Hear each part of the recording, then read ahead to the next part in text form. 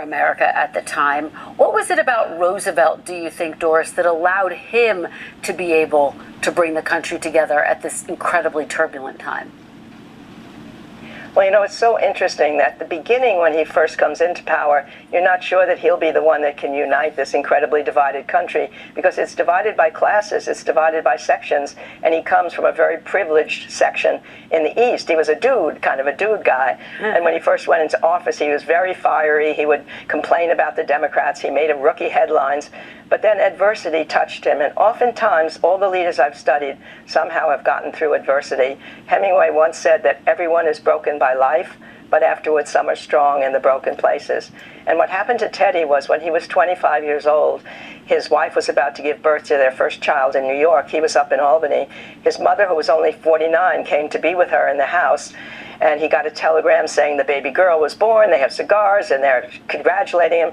And a couple hours later comes a second telegram, and it says, "You've got to come home at once. There's been a crisis in the house." His mother had contracted typhoid fever that week, and he got home in time for her to die. And 12 hours later, in that same house, his wife died of complications of childbirth. He was so depressed that he wrote a big X in his diary. He thought, "For joy or sorrow, my life has been lived out. I will never love again." He left the East Coast and he went to Medora, North Dakota, where he lived for 2 years and really became a working sort of cowboy and ranch person. And he learned a different culture as a result of being with all those people. He said he never would have been president had he not lived in another part of the country, because it allowed him to be not only an Easterner, but now he was a Westerner, and that was part of the big gaps in the country. But more importantly, what happened is he changed his mind about his life.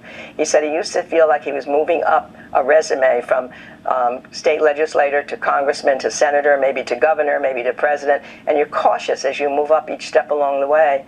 But now he knew that fate could take away anything at any moment.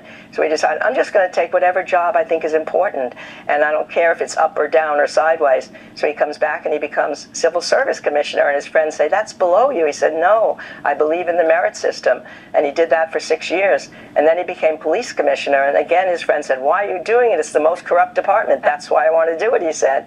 And then he goes into the assistant secretary of the Navy, but he leaves that as soon as the Spanish-American War has. He has much more power as assistant secretary of the Navy. He wants to be a soldier, and he creates the Rough Riders, which combine all of his friends from Harvard and Yale with all the cowboys and wranglers on